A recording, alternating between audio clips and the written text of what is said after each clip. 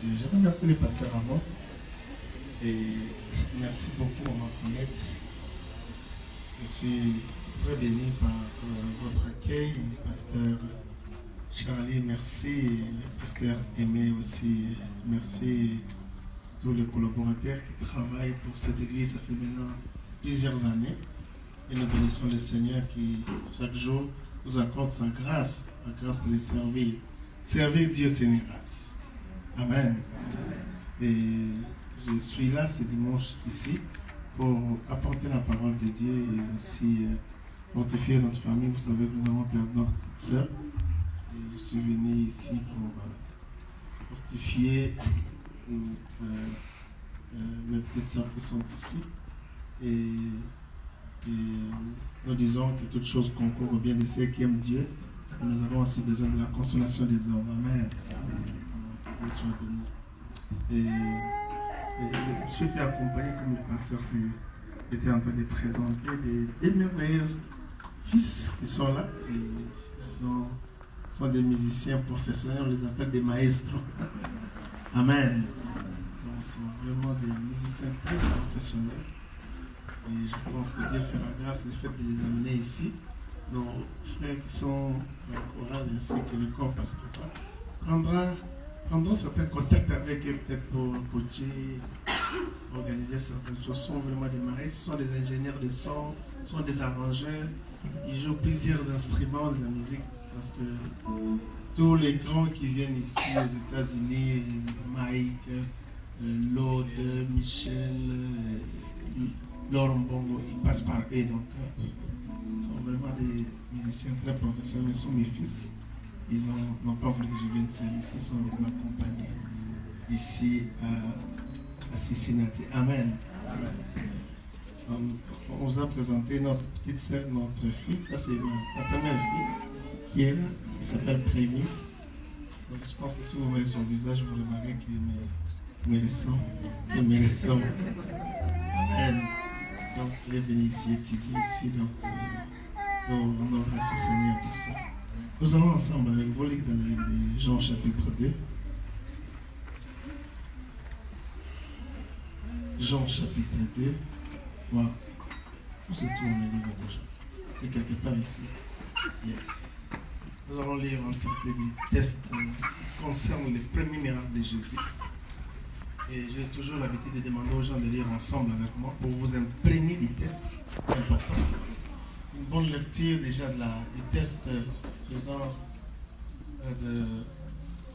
tests de base, comme test de base de la prédication, vous apporte déjà une lumière et une certaine compréhension. Allons-y ensemble, nous lisons ce chapitre 2, verset 1, nous allons lire jusqu'au verset 11. Allons-y. 3 jours après, il est noces à Cana en Galilée. La mère de Jésus était là et Jésus fut aussi invité aux noces avec ses disciples. Le vin ayant manqué, la mère de Jésus lui dit, ils n'ont plus de vin. Jésus lui répondit, femme, qu'y a-t-il entre moi et toi, et mon heure n'est pas encore venue. Sa mère dit au serviteur, faites ce qu'il vous dira. Or, il y avait 6 vases de bière de la purification des Juifs contenant chacun 2 ou 3 mesures. Jésus leur dit, remplissez d'eau ces vases, et il les remplit jusqu'au bord. Puisez maintenant, leur dit-il, et portez-en à l'ordonnateur du repas, et ils emportèrent. Quand l'ordonnateur du repas y goûtait l'eau changée en vin, ne sachant d'où venait ce vin, tandis que le serviteur qui avait puisé l'eau le savait bien, il l'appela l'époux, et lui dit, tout comme ça, d'abord les bons vins, puis les moins bons, après qu'on s'est enivré, et toi tu as gardé les bons vins jusqu'à présent. Telle fit à Cana en Galilée les premiers des miracles que fit Jésus. Il manifesta sa gloire et ses disciples crèrent en lui. Après cela, il descendit à Capernaum avec sa mère, ses frères et ses disciples, et ils n'y demeurèrent que peu de jours. Amen. Gloire au Seigneur. Je prendrai mon thème dans le verset 5, où il est écrit, faites ce qu'il vous dira. Faites ce qu'il vous dira. Faites ce qu'il vous dira. Amen. J'étais en train de prier pour trouver un message qui permettrait de partager avec vous ce matin. Et le Saint-Esprit m'a conduit à ce test ici. ceux qui sont habitués avec mes messages, ceux qui sont abonnés sur ma page ou encore sur mon compte YouTube. Et ils savent que ça fait maintenant peut-être 2 semaines que je vais détenir, un mois que je vais détenir un séminaire chez nous, c'est toutes les révélations sur l'histoire des noces de Cana. Amen. Donc j'ai pris comme ça toute une semaine pour parler de ce texte ici, qui contient à peu près 11 versets. Mais comprenez que c'est un seul dimanche, je prendrai simplement un seul sujet, donc je parlerai de faites tout ce qu'il vous dira. Amen. Comprenez, là nous sommes en présence des premiers miracles de Jésus. Le grand Jésus qui a ressuscité Lazare, qui a ouvert les yeux de Bartimée, qui a ouvert les yeux de l'aveugle né, le grand Jésus qui a fait lever les paralytiques de la piscine baptisante. Mais là, nous sommes en présence de son premier miracle, miracle de commencement. Amen. Et vous devez savoir, vous êtes habitué à la Bible, si vous êtes vraiment un bon lecteur de la Bible et un amoureux des Écritures comme moi, non. Tout ce qui est premier a une très très grande importance dans la Bible. C'est la raison pour laquelle les premiers enfants, n'est-ce pas, on les consacrait à Dieu. Et la première récolte, on les donnait à Dieu en termes de prémices. Amen.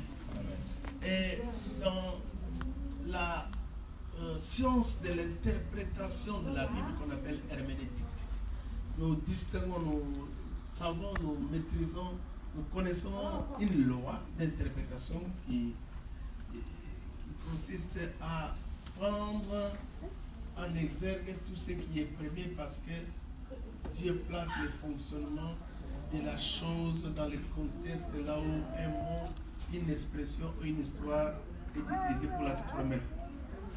On l'appelle la loi de la première chose.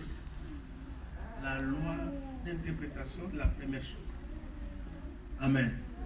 Donc, nous nous attendons à ce que dans ce premier miracle de Jésus, nous puissions saisir les clés importantes de tous les miracles qu'accomplirait Jésus. Donc, nous devons faire une analyse, une étude approfondie de ces miracles, parce que de ces miracles dépendront aussi d'autres miracles qu'accomplirait Jésus. C'est ce que je veux dire. Si vous comprenez réellement ces miracles de changement de l'eau en vin, vous saisirez certainement les clés maîtresses qui vont caractériser tous les miracles qu'accomplirait Jésus. Amen. C'est quelque chose de très très important. Il est vrai qu'à la langue, il ressuscitera Lazare. Il est vrai qu'à la langue, il multipliera les pains. Il est vrai qu'à la langue, il ouvrira les yeux de Bartimée. Mais je vous assure, tout ce que Jésus avait fait après ces premiers miracles sont contenus, toutes les clés maîtresses sont contenues dans cette histoire du changement de l'eau en vin.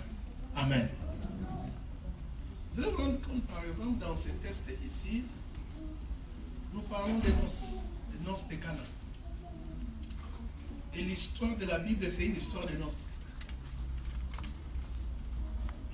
Quand Dieu est descendu pour la première fois, c'était pour célébrer le mariage d'Adam et Ève. Et quand vous voyez dans le livre d'Apocalypse, l'histoire du monde s'achèvera au travers des mariages. Le mariage de l'Église avec Jésus. C'est ce que nous appelons les noces de l'agneau. L'histoire de la Bible, c'est l'histoire des noces. C'est l'histoire des mariages. C'est la raison pour laquelle Jésus a préféré accomplir son premier miracle lors des noces de Cana. Amen. Vous allez vous rendre compte, par exemple, dans ces textes ici, on cite plusieurs personnages. Entre autres, la mère de Jésus, n'est-ce pas? Il y a les serviteurs, il y a même les Juifs qui étaient invités, n'est-ce pas? On parle aussi de l'ordonnateur, n'est-ce pas? De la fête, n'est-ce pas? On parle de Jésus. Oh, on parle de l'époux.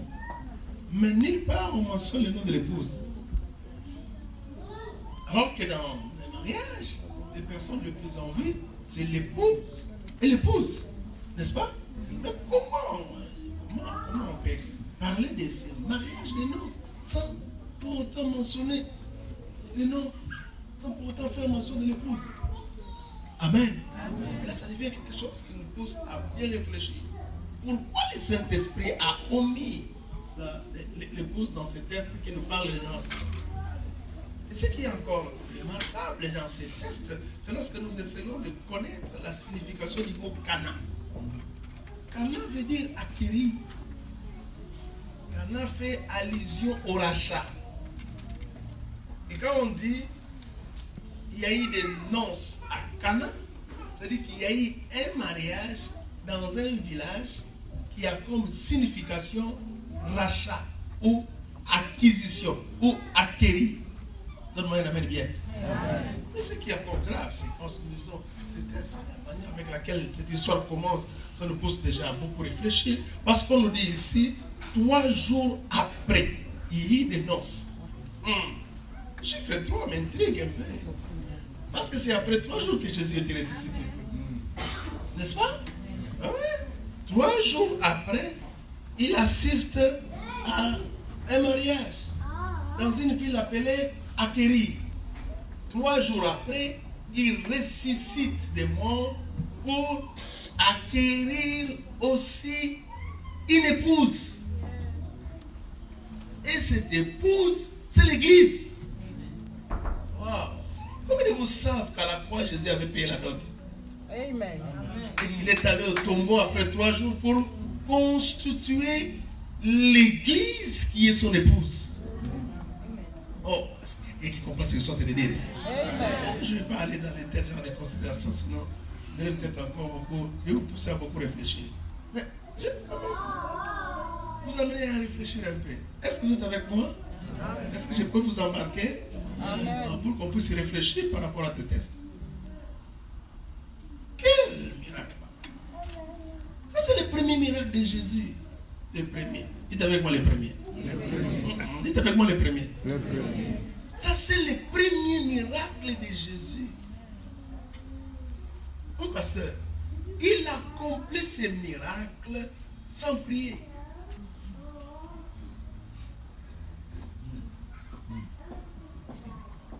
Alors que nous tous, nous savons, pour qu'il y ait miracle, il faut m'abonner. Mais remarquez dans ces miracles, dans ces changements de l'eau en vin, il n'y a pas de prière. Est-ce que je peux avancer? Il n'y a pas de jeûne ici. Je ne suis pas contre la prière. Parce que moi-même, j'ai prié tous les jours. J'ai prié ce matin avant de venir ici. Je ne suis pas contre les jeûnes. Je crois que les jeûnes, c'est quelque chose de très important pour tout un chrétien. Mais je crois que le fait de ne pas avoir la prière et de ne pas avoir les jeûnes dans ces tests, ça nous pousse à réfléchir sur le fondement d'un vrai miracle. Je peux encore avancer? Est-ce que je peux avancer? Il n'a pas chassé les démons.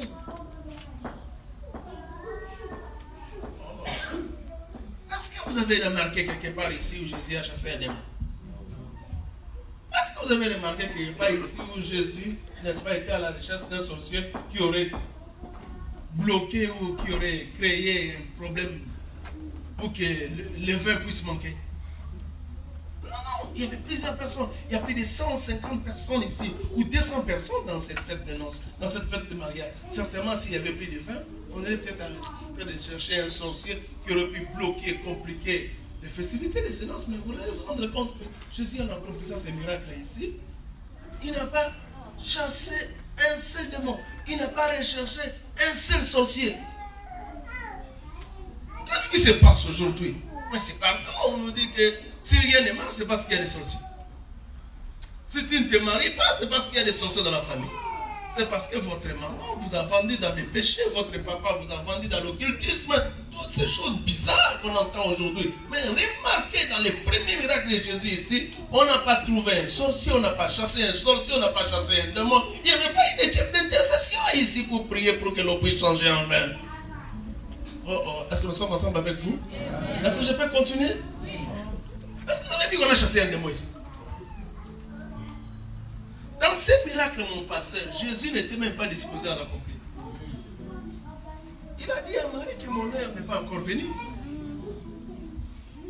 Donc en quittant sa maison, dans son agenda, Jésus n'était pas disposé à accomplir ce miracle. Il a clairement dit que son heure n'était pas encore là pour commencer à accomplir le miracle.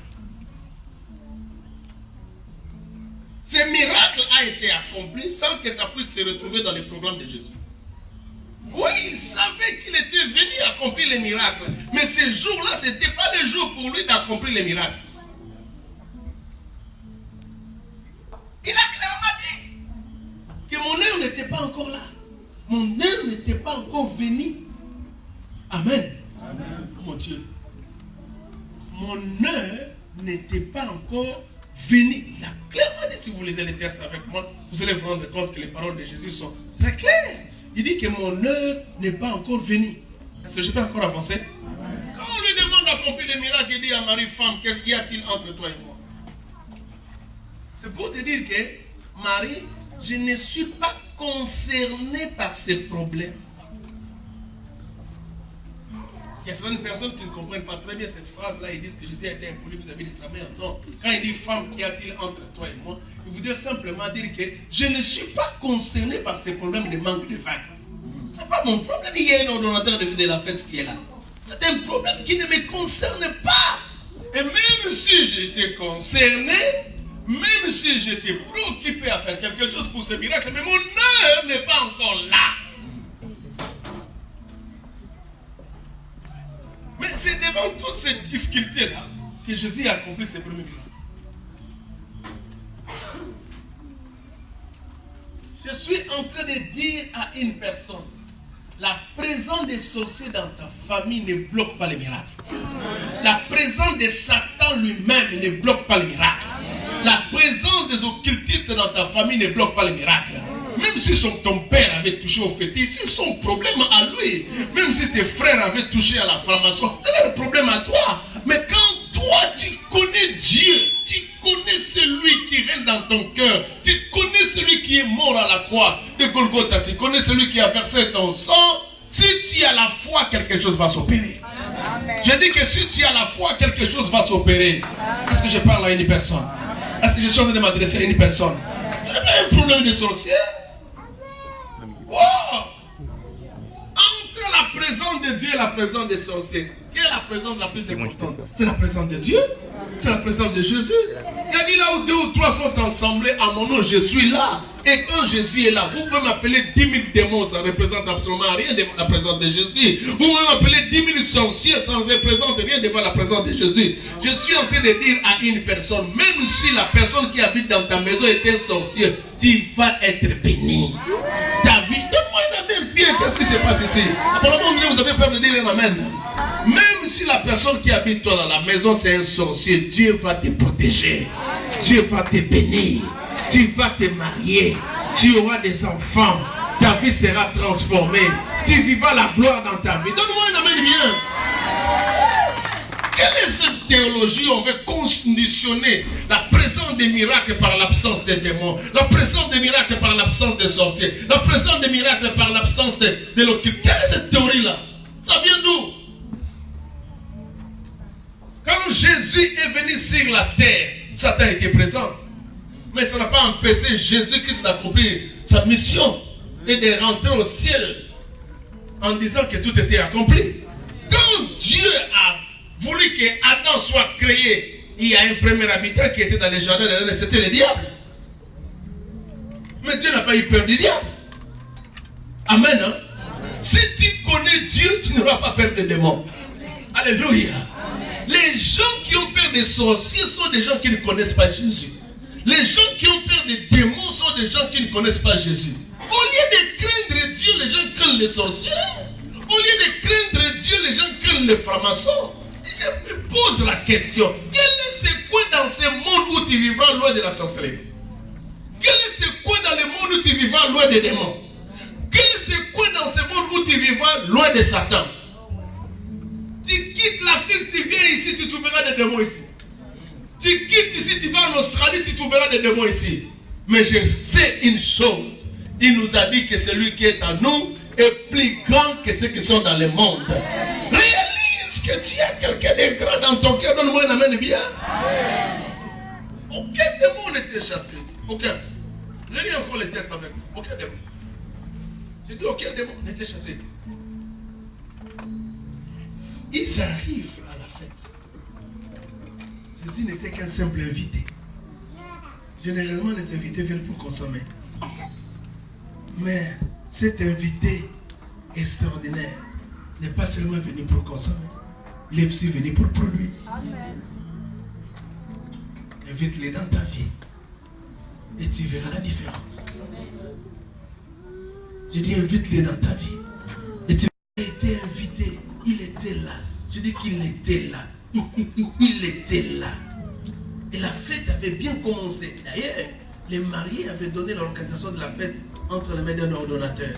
Généralement, à l'époque, les fêtes des noces, les fêtes des mariages, comme Dieu a créé le monde pendant 7 jours, si nous organisons la fête pendant 7 jours, on va réellement vivre la plénitude de la festivité. Et pour ce faire, ils ont placé un ordonnateur. C'était des spécialistes à l'époque. L'homme, l'ordonnateur en question, n'était pas à l'organisation de sa première fête. On n'a pas compris. On n'a pas compris. Les vins qui déterminent l'ambiance de la fête. Le vin, oh mon Dieu, qui provoque la joie de la fête. Le vin arrive à manquer. Alors que la fête n'était pas encore terminée. La fête n'avait pas encore fini. Quand le vin manque, Marie, il détache, il parle à Jésus. Ils n'ont plus de vin. Tout le monde considérait Jésus comme un invité. Seule Marie savait que cet homme n'était pas seulement un invité. La révélation que tu as de Jésus déterminera l'orientation de tes prières. Il y a des gens pour eux Jésus n'est juste là que pour qu'on puisse l'adorer. Il y en a d'autres simplement pour qu'on puisse aller à l'église, hein, comme on est habitué. Mais Marie dit non, c'est mon enfant. Mais attention, au-delà d'être mon enfant, c'est un Dieu. C'est un invité. Il a reçu aussi l'invitation du mariage. Mais au-delà d'être un invité, c'est un Dieu. Que Dieu t'ouvre les yeux pour que tu comprennes que dans tous les problèmes que tu peux avoir, Jésus est la solution. Amen. Dans toutes les difficultés que tu peux avoir, Jésus est la solution. Amen. Je dis à ceux qui ont des problèmes de mariage, à ceux qui ont des problèmes d'enfants, à ceux qui ont des difficultés dans la vie, attention, Jésus est la solution. Amen. Jésus est la solution. Il y a des réactions bizarres. Par exemple, à Kinshasa, quelqu'un vient, il veut te voir, pasteur, je suis malade. Tu pries pour lui, après il commence à te demander de l'argent pour les médicaments. Donc, vous comprenez que la personne n'avait même pas la foi dans la prière que tu es en train de faire. Comment moi j'ai pris, je t'impose les mains au nom de Yahweh Rapha, c'est lui qui guérit sans médicaments, et après tu me demandes encore l'argent des médicaments. C'est que tu ne crois pas. C'est vrai qu'il y a des gens qui sont ici malades, qui prennent des cures et des cures pendant des années. Mais après le culte ici, même si on va prier pour les malades, d'abord ils ne viendront pas. Même quand on va prier, ils ne vont pas placer leur foi parce qu'ils savent que les soirs, ils vont prendre les médicaments. C'est comme ça que le médecin a dit. Et nous sommes là dans une religion. On fait des choses parce qu'on est habitué. Mais on ne croit pas que Jésus est capable de faire des choses, de changer les choses, de transformer les choses, de t'amener à un nouveau témoignage. Donne-moi un amen bien. Amen. Rien dit. Faites, ils n'ont plus de vin. Jésus lui a dit. Va, tu as l'autre toi. Pourquoi tu veux me déranger? Ce problème-là ne me concerne pas. Je suis ni dans le comité, je suis ni dans l'organisation. J'aime Jésus. Même quand il n'est pas dans le comité, il peut toujours faire quelque chose. Même s'il n'est pas dans l'organisation, il peut toujours faire quelque chose. Quelque part, Jésus était en train de dire, s'il y a un problème ici par rapport à l'organisation de la fête, allez voir l'ordonnateur. Il ne faut pas venir me voir, moi je suis un simple invité. Même si c'est un simple invité, il peut toujours faire quelque chose. Et il rajoute en disant, même si j'avais la volonté de faire quelque chose, mais mon œuvre n'est pas encore venu. Ça, c'est là où j'aime Marie. C'est là où j'aime Marie. Marie a dit à tous les serviteurs qui étaient là, faites ce qu'il vous dira. Faites ce qu'il vous dira.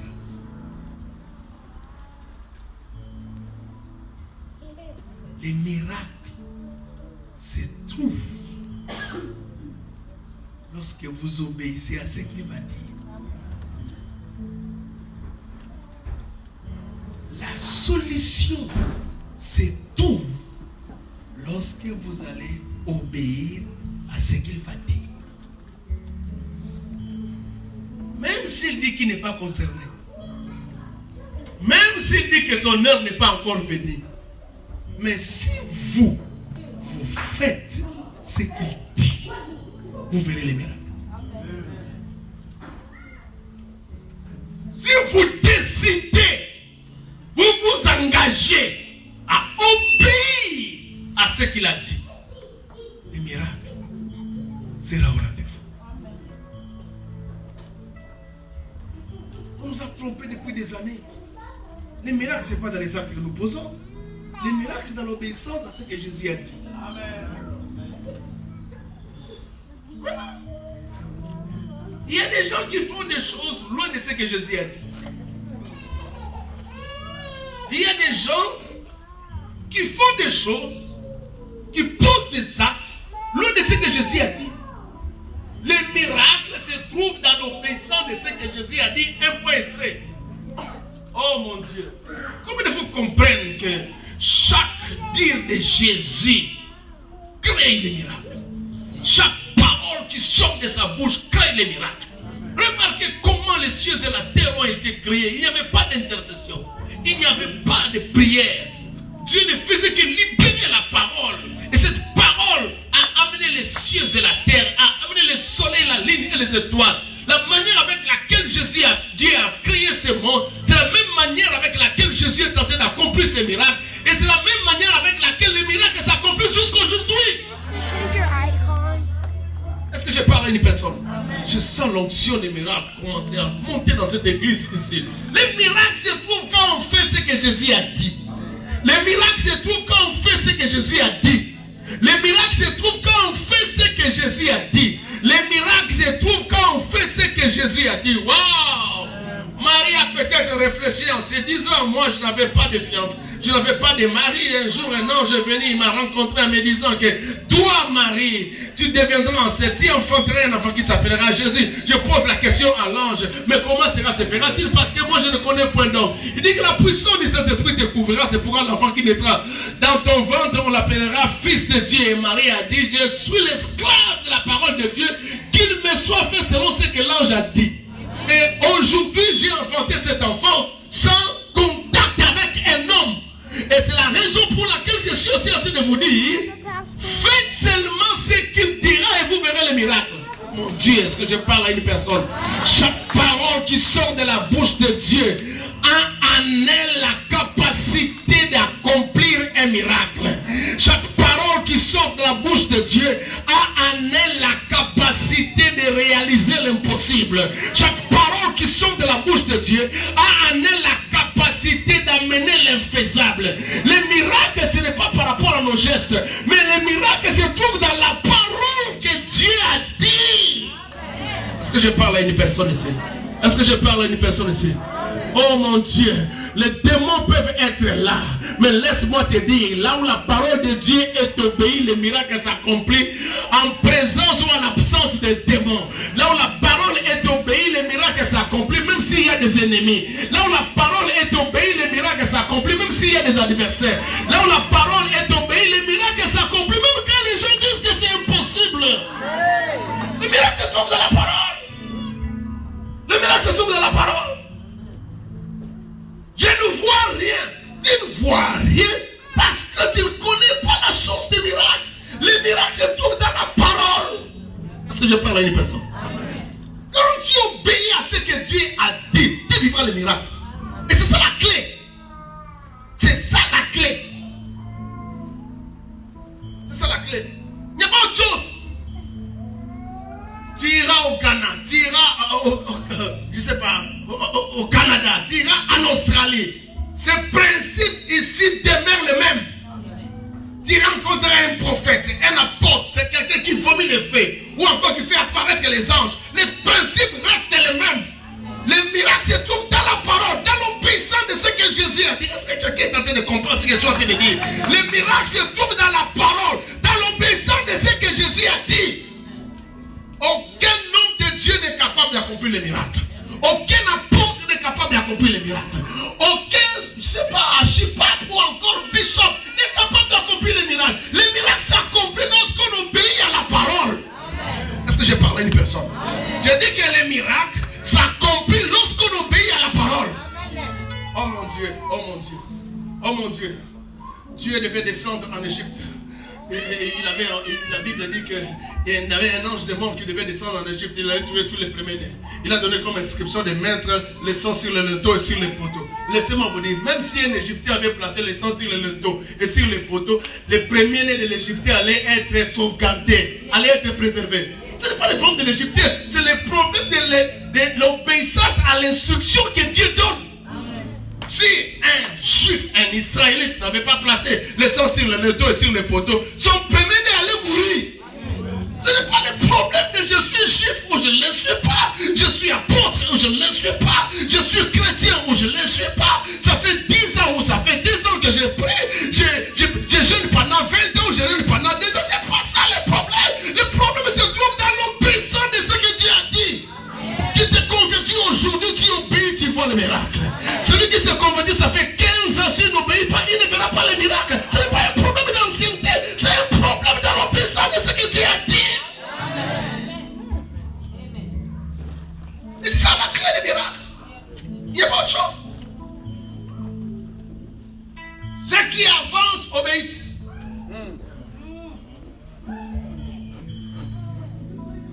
Ceux qui bougent des lignes obéissent.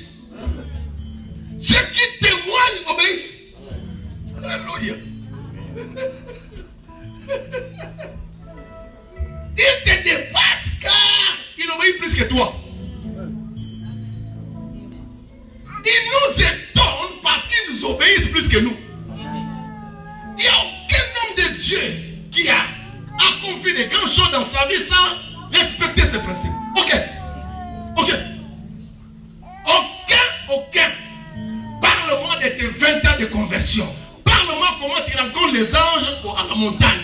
Parle-moi comment il y a même des esprits qui te parlent la nuit. Ça ne veut absolument rien dire. Ça ne va pas m'impressionner ni m'intimider. La personne qui m'intimide, c'est celui qui obéit à ce que Dieu dit.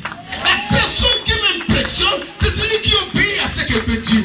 Même si les gens qui sont venus ici n'ont rien accompli, mais avec ton obéissance, tu feras mieux que eux. Dieu fera en sorte que tu réalises des choses que personne n'a réalisées. Tu commenceras en retard, mais par ton obéissance, Dieu manifestera l'accélération dans ta vie. Et lorsque tu me donnes un amen, je verrai que ce message soit un message prophétique pour la vie d'une personne en ce lieu. Le miracle se trouve dans l'obéissance. Est-ce que je parle à une personne ici? Ouf! Je trouve des gens, quand il y a un prophète qui arrive, je ne sais pas, parce qu'ils voient des témoignages à la télé, ou ils voient des témoignages sur les réseaux sociaux. Oh non, tel est venu, je dois le suivre à Dallas. Tel est venu, je dois le suivre à Washington. Je me dis, les gens n'ont jamais compris. Les gens n'ont jamais compris. Il y a des gens qui expérimentent chaque jour des miracles sans le contact avec un homme de Dieu, simplement avec la parole de Dieu. Même Dieu lui-même, quand la parole est libérée, il est derrière sa parole. Il dit, je suis derrière ma parole. Il ne dit pas que je suis devant ma parole, mais il dit, je suis derrière ma parole. Si Dieu lui-même est derrière sa parole, et qui est-il un homme pour être devant la parole de Dieu? Le pasteur doit être derrière la parole de Dieu. Les apôtres doivent être derrière la parole de Dieu. Le bishop doit être derrière la parole de Dieu. Parce que Dieu lui-même est derrière sa parole. Est-ce que je parle à une personne? Est-ce que je parle à une personne? Un vrai pasteur, c'est celui qui prêche la parole. Il ne prêche pas ses témoignages. On n'a pas besoin de témoignages. Le plus grand témoignage, c'est la parole de Dieu. Enseigne-nous la parole. La parole elle-même a la capacité de se reproduire en miracle. La parole même a la capacité de se transformer en miracle. Est-ce qu'il y a quelqu'un qui écoute la parole et me donne un amen bien?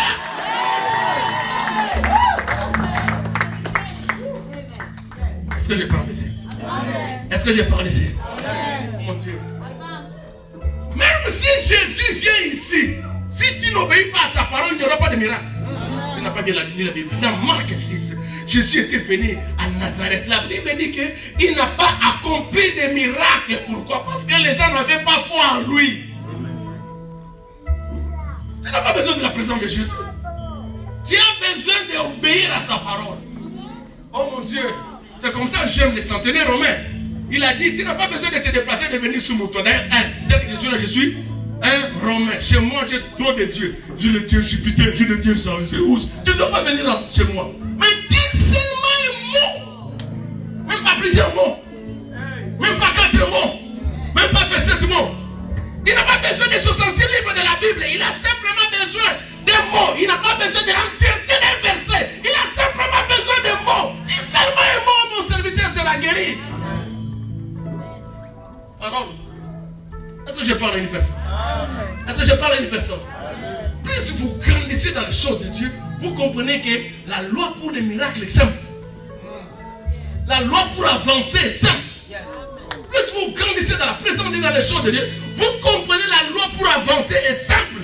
Pourquoi vous voulez compliquer les choses alors que même Dieu lui-même s'est fait chair? Pourquoi? Pourquoi? Entre nous, c'est pas l'apôtre Paul qui parle. Même pas l'apôtre Pierre. Jésus dit, je ne suis pas concerné par cette affaire. Quand quelqu'un n'est pas concerné, qu'est-ce qu'on fait? On le laisse. Il rajoute, mon heure n'est pas encore venue. Donc tu veux que j'accomplisse un miracle en dehors de ma saison. Qu'est-ce qu'on nous a enseigné? Quand tu n'es pas dans ta saison, rien ne peut marcher, non? Donc Jésus n'était pas dans sa saison d'accomplir le miracle. Est-ce que le miracle n'était pas accompli? La parole de Dieu, lorsqu'elle est obéie, ça te place dans la saison. Lorsque la parole est obéie et appliquée, ça te place dans la saison. Ceux qui sont hors de la saison, c'est ceux qui n'obéissent pas à la parole. Oh mon Dieu. Le seul principe que Dieu te révèle là, lorsque tu l'appliques, ça te place dans la saison. Je dis que ça te place dans la saison. Lorsque tu obéis à ce que Dieu te dit, ça te place dans la saison. Lorsque tu obéis à la révélation que Dieu t'apporte, ça te place dans la saison. Lorsque tu mets en pratique tout ce que Dieu t'a révélé, ça te place dans la saison. Aucun sorcier n'est capable de te bouffer. Aucun démon n'est capable de t'intimider. Aucune puissance de ténèbres n'est capable de t'écraser. Parce que la parole qui est en toi est esprit et vie.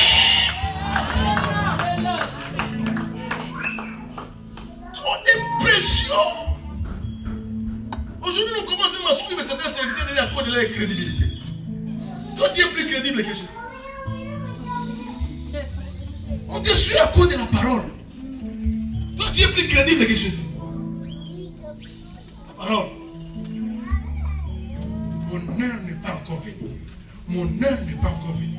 Mon heure n'est pas encore venue. Mais le miracle a été accompli. Mais quel miracle? Quel miracle? Oh mon Dieu, je suis en train de te dire, aujourd'hui tu seras placé dans ta saison. Amen. Même si certaines personnes t'avaient déclassé. Aujourd'hui tu seras placé dans ta saison. Même si certaines personnes t'avaient mis hors jeu. L'accomplissement des miracles n'est pas de l'obéissance de la parole. Ça ne dépend pas de la saison. Est-ce que je veux dire, je vais parler à une personne. Il arrive à la piscine de Bethesda. On sait, tout le monde connaît que pour être guéri de la piscine, il faut que l'ange descende et que l'eau soit agitée. Sauf que ce jour-là, l'ange n'était pas descendu et l'eau n'était pas agitée. Est-ce que le monsieur n'était pas guéri? Est-ce que le monsieur n'était pas guéri? Tu n'as pas besoin de l'agitation de l'ange. Tu n'as pas besoin de la venue de l'ange. Tu n'as pas besoin de l'agitation de l'eau. Tu as simplement besoin d'obéir à la parole. Lève-toi, prends ton lit et marche. C'est ça la parole. Et le miracle est simple. Il n'y a pas de position de main. Il n'y a pas de jeûne et prière. Il n'y a pas de toucher les pieds, toucher les jambes. Il y a simplement obéissance à ce que Dieu dit. Et quand tu obéis à ce que Dieu dit, que l'eau soit agitée ou qu'elle ne soit pas agitée, que l'ange vienne ou que l'ange ne vienne pas, tu sortiras de cette piscine-là guérie. On dirait que je parle à une personne qui est enseignée. On dirait que je suis en train de m'adresser à quelqu'un qui est amoureux de la parole de Dieu ce matin ici.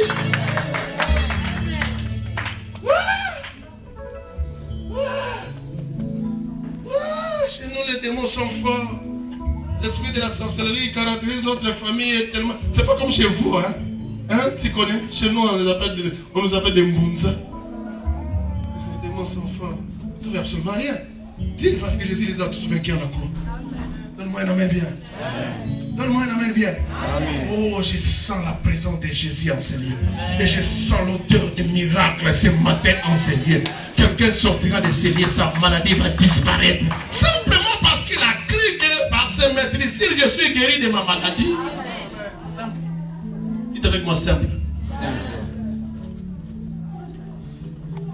Comme des gymnastiques. Comme des gymnastiques. Comme des gymnastiques. Il te faut 27 nuits de prière.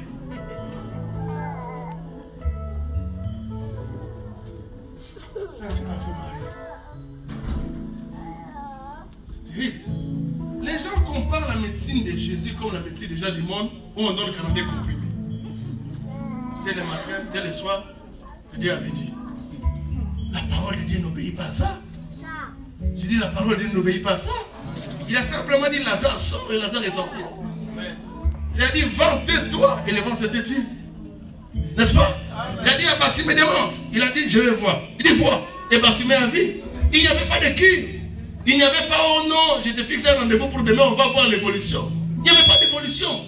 Parce que la parole a créé toutes choses. Et toutes choses obéissent à la parole. Oh mon Dieu, est-ce que je parle de personne? Est-ce qu'il y a quelqu'un qui est venu écouter la parole de Dieu ce matin enseigner?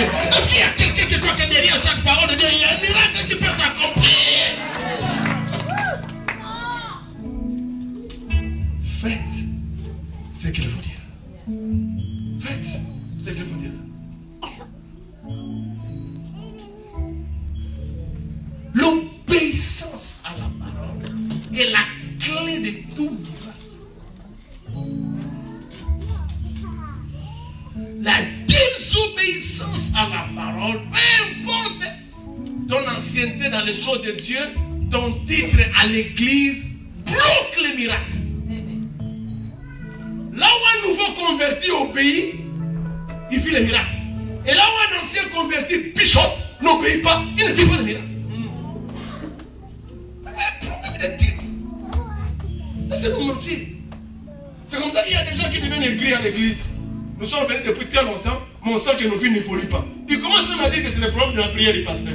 Le pasteur ne prie pas beaucoup, notre pasteur n'a pas beaucoup d'onction. Est-ce que ça dépend de l'onction du pasteur? Vous aussi. Votre pasteur ne prie pas beaucoup. Regardez comment il ne m'écrit pas. Il y a même un frère qui disait, à chaque fois que j'appelle le pasteur, il est toujours disponible. Ça, c'est quel genre de pasteur? J'aimerais, un jour, je l'appelle, non, répondeur. Et quand je le rappelle, on va me dire, quand il m'appelait là, j'étais en prière. Là, ça prouve au moins que le pasteur a le temps de prier pour nous. Ce n'est pas le problème de la prière du pasteur. Jésus a tout accompli à la croix. Il a dit, tout est accompli. Les gens qui ont besoin de soutien dans la prière sont encore des enfants spirituels. Quand tu as besoin d'aller à l'école, n'est-ce pas qu'on ne te conduit plus? Pourquoi? Parce que tu as grandi et tu as compris l'importance de l'école. On conduit, n'est-ce pas, les enfants qui ne comprennent pas encore l'importance de l'école. Est-ce que je parle à une personne ici? Et nous les pasteurs, nous aimons ça. Moi je suis un pasteur responsable. D'ailleurs, certains pasteurs, vous voyez, remarquez comment ils prêchent les lettres. Bien aimé dans le Seigneur, Dieu m'a donné 3 jours de prière et la nuit. Il donne l'impression que lui prie pour vous. Vous remarquerez ça. Dieu m'a mis à cœur de prier pour ses frères. Je suis en train pendant 4 jours. J'étais concentré à la prière. Ça, c'est l'homme de Dieu.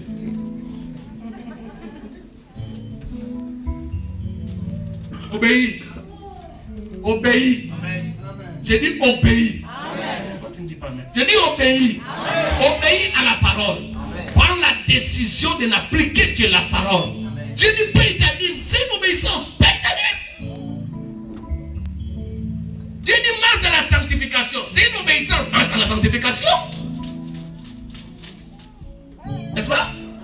Dieu dit pardon. C'est une clé. Pardon.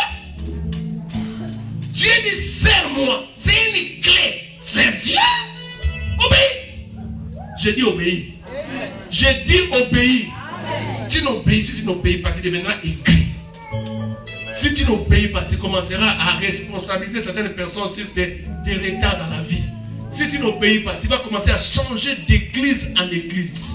Tu vas commencer à changer de pasteur en pasteur. Mais le problème n'est pas même pas le changement de l'église. Le problème, c'est le problème de ton obéissance. Ton niveau d'obéissance est trop miné. Je peux avancer? Est-ce que je peux avancer? Je suis venu ce matin pour te pousser à obéir. Tu dois t'engager sur la voie de l'obéissance. De la parole.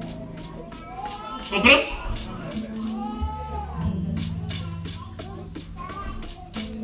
Jésus a dit quoi? Ça ne me préoccupe pas. Mon heure n'est pas encore venue. Marie. Il dit au serviteur, même s'il est capricieux là, je connais là où se trouve sa faiblesse. Sa faiblesse se trouve lorsqu'on applique ce qu'il dit. Même s'il donne l'impression de ne pas vouloir. Mais moi, je connais sa faiblesse. Quand il y a obéissance, Dieu devient faible. Quand il y a obéissance, Dieu devient sensible. Quand il y a obéissance, Dieu te donne même quelque chose qu'il n'avait pas préparé pour toi.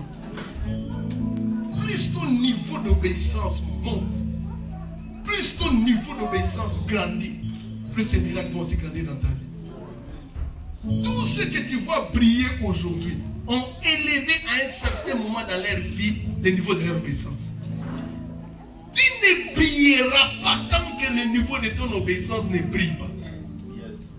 On est en train de te mentir. Faites ce qu'il vous dira. Faites ce qu'il vous dira. Les serviteurs sont venus. On nous a dit de faire ce que tu vas nous dire. Remplissez d'eau ces vases. Je suis en train de vous informer, les vases étaient dehors. Mais Jésus était à l'intérieur. Et elle demande de remplir l'eau des vases. Je suis en train de vous dire que cette eau-là était quelque part. C'est la bouteille de quoi? Jésus pouvait aussi changer l'eau en vin là où cette eau-là s'est trouvée.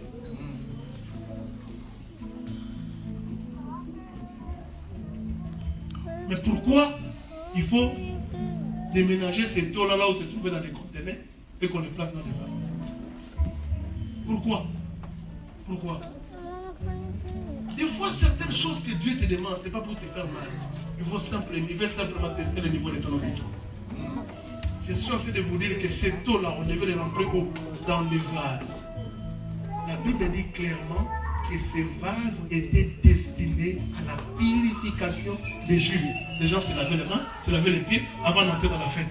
Quelque part, ces vases n'avaient aucun principe d'hygiène.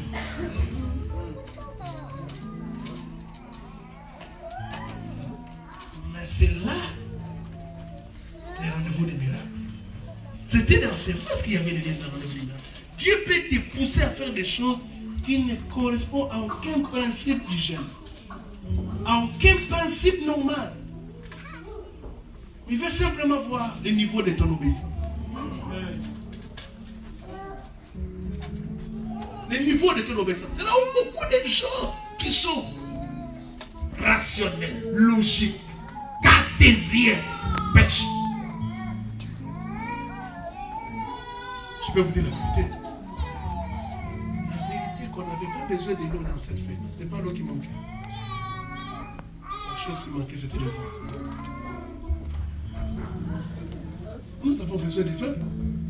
Mais toi, tu nous demandes de déplacer de l'eau. Ça n'est pas aucune logique.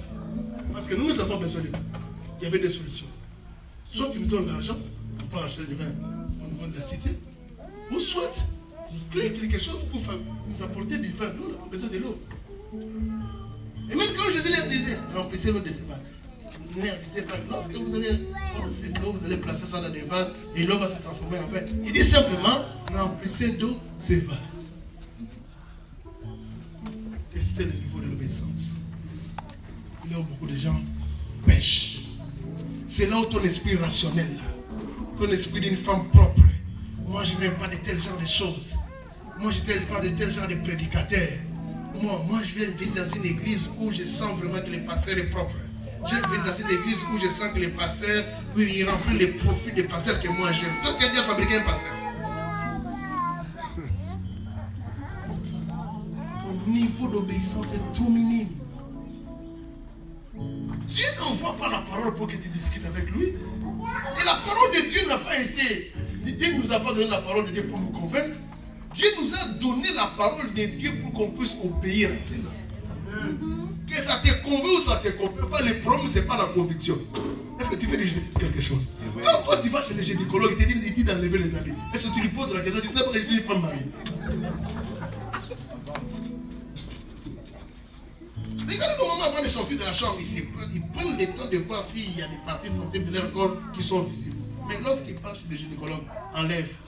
Même si le docteur à l'âge de ton fils t'y enlève. Tu ne lui poses pas la question. Toi, tu as quel âge? Tu n'as même pas peur, tu me demandes d'enlever tout. Je suis ta maman. Pourquoi? Tu dois obéir. C'est que derrière ça, tu vois la solution. Quand on te donne le comprimé, dites avec moi. Tu connais réellement la composition de ce comprimé. Regarde quel sérieux tu mets pour prendre le comprimé. Et même certaines personnes là, quand ils ont des comprimés, ils mettent ça toujours à côté. Pour que les enfants ne poussent pas. Sortez aujourd'hui, je dois pouvoir finir ces comprimés. Dès matin, dès midi, dès le soir. Tu les prends. Tu ne connais même pas les compositions. Ça peut même être des drogues, mais tu vas mal avaler. Et quand on te dit seulement de payer ta dîme, ça devient un problème.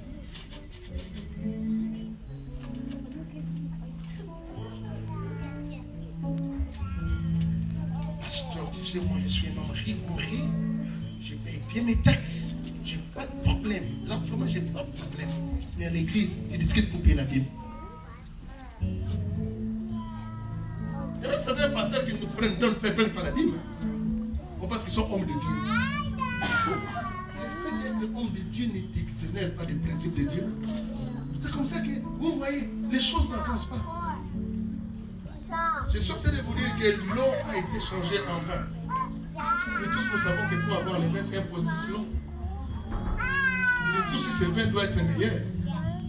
Ça doit suivre un processus de fermentation très très long.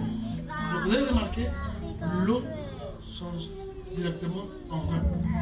Il y a eu quoi? Il y a eu accélération. Quand il y a obéissance à la parole, c'est là où il y a l'accélération de la vie. Pourquoi il y a l'héritage dans ta vie? Parce que tu n'obéis pas.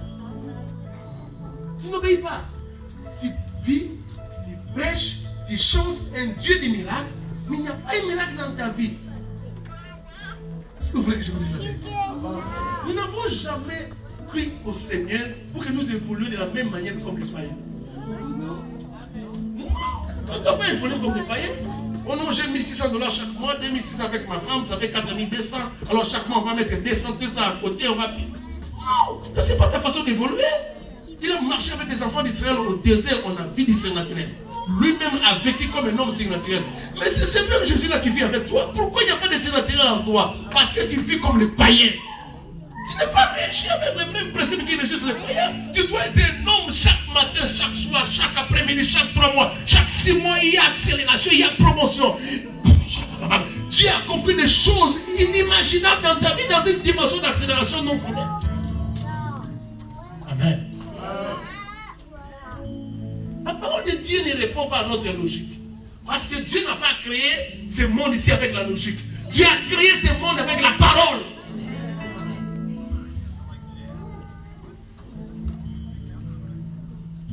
Prenez de l'eau.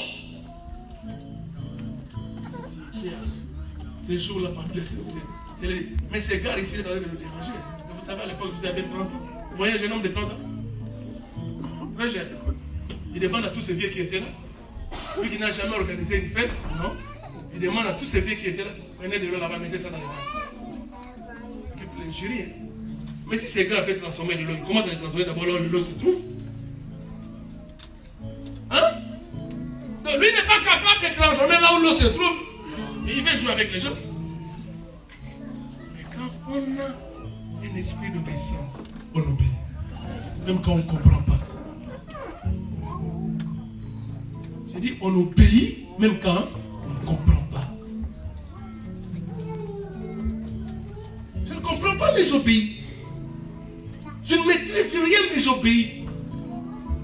Il y a des fois, j'obéis à Dieu sans comprendre. Ouais. C'était cette année. Dieu m'a dit, il a donné $1000 à l'église. Parce qu'on était nous sommes en train de faire une opération à Chapas. J'ai donné mon $1000. Je ne comprenais rien, je n'avais pas d'argent. Et j'ai donné $1000. Mais je sentais en moi de faire quelque chose. Et tout d'un coup, je vois un monsieur qui m'appelle le matin. Il dit, mais j'ai besoin de toi. C'est le ministre du Travail et des Problèmes sociaux. J'ai besoin de toi, pasteur. Je dis, oui, est-ce qu'on peut se rencontrer demain à la gare centrale? Je dis, oui, je serai là. J'arrive là-bas sans prier, sans rien du tout. Je fais entrer dans la salle, je dis, $10 000. Et je finis comme ça, on m'appelle, non, il y a ta fille qui a obtenu un visa des États-Unis. Donc le visa est devenu compliqué, de manière très facile. Et aujourd'hui, elle est là. Les miracles se trouvent dans l'obéissance. Si tu n'es pas prêt à obéir, tu n'es pas prêt à marcher avec les décisions naturelles. Beaucoup de gens diront que c'est de la sorcellerie, ou encore de la magie, de l'occultisme. Mais moi je crois qu'en matière de choses étranges, Dieu dépasse le diable. En matière de choses étranges, Dieu dépasse le diable. Mais notre problème c'est quoi? Nous n'obéissons pas. Est-ce que vous savez que les agents du diable obéissent au diable? Tu as déjà vécu avec un cousin franc-maçon, rosicrucien? Est-ce que tu es capable de voir sa discipline? Quelqu'un qu'on dit sacrifie ta femme, il le fait. Ta femme, il le fait. Amen. C'est quelque chose de très important. Et ce matin, j'aimerais vous amener à obéir. Ce miracle veut simplement dire élever le niveau de notre obéissance. Amen. Parce que j'étais ici, je vous ai demandé de contribuer pour qu'on achète les instruments. Il y a même certaines personnes qui n'ont pas donné. Des fois, Dieu te demande des petites choses. Un $500. Mais tu es capable des fois de dépenser $10 000 pour ne rien avoir. Des choses vaines. Quand c'est Dieu, c'est alors qu'il commence à nous expliquer toutes les théories d'économétrie que tu as étudiées. Mais quand il faut enterrer un cousin ou juste un voisin du quartier à Lubumbashi pour que les gens se rendent compte que tu es mené aux États-Unis, tu envoies $1000. Nani atindi? Blanchard, on est aux États-Unis, atindi. Et à Bonga.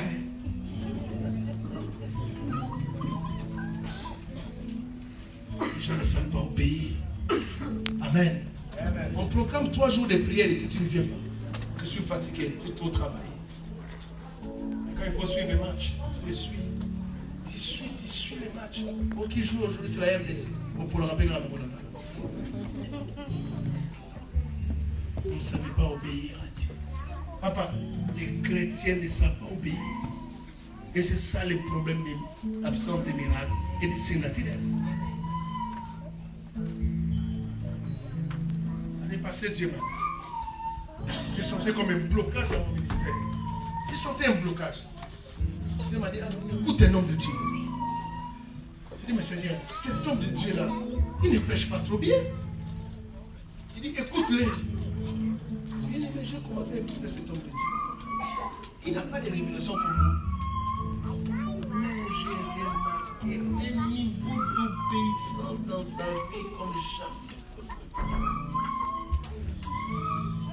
Il est toujours là au culte. Il dit, ça fait 40 ans que j'exerce le ministère. Ça fait seulement 3 fois que j'ai raté le culte. Et j'étais en voyage missionnaire. C'est toujours là. Il vit toujours à temps. Il donne toujours sa dîme. Toujours sa dîme. 280 000 membres. Beaucoup d'inclus du monde.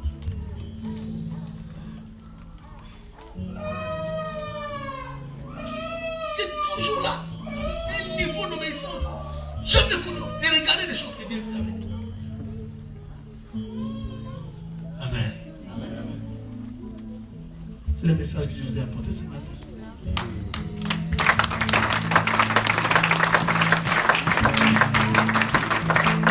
Lève-moi.